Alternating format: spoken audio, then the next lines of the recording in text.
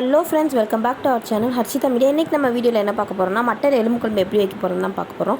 தேவைக்கேற்ப எண்ணெய் ஊற்றிக்கிட்டு அதில் கொஞ்சோண்டு சோம்பு போட்டு நல்லா பொரிய விட்டதுக்கப்புறம் வெங்காயம், பச்சை மிளகாய் இதெல்லாம் பேஸ்ட் பண்ணி நம்ம ஊற்றிக்கிடலாம். ஊற்றினதுக்கப்புறமேட்டு ஒரு ஸ்பூன் இஞ்சி பூண்டு விழுது போட்டு நல்லா இஞ்சி பூண்டு விழுது, வெங்காயம் இதெல்லாம் பச்சை வாசனை போகிற அளவுக்கு நல்லா வதக்கிக்கிடலாம். இது நல்லா பச்சை வாசனை போகிற அளவுக்கு நல்லா வதக்கி விட்டதுக்கப்புறம் ஒரு சின்ன சைஸ் தக்காளி பழத்தை எடுத்து அதையும் நல்லா மிக்சியில் போட்டு அரைச்சி ஊற்றிக்கிடலாம். தக்காளியும் நல்லா பச்சை வாசனை போகிற வரைக்கும் நல்லா வதக்கி விட்டுக்கிடலாம். வதக்கி விட்டதுக்கப்புறம் மிளகாப்பொடி 1 ஸ்பூன், மல்லிப்பொடி 1 ஸ்பூன், குழம்பு மிளகாப்பொடி 2 ஸ்பூன் போட்டு அதையும் நல்லா வதக்கி விட்டுக்கலாம்.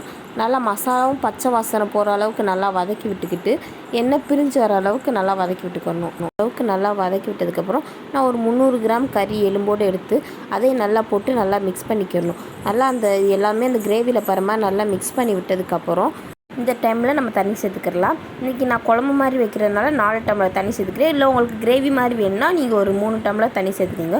இப்போ நம்ம தண்ணி ஊற்றி நல்லா கிளறி விட்டதுக்கப்புறம் இப்போ நம்ம தேவைக்கேற்ப உப்பு போட்டுக்கிடலாம்.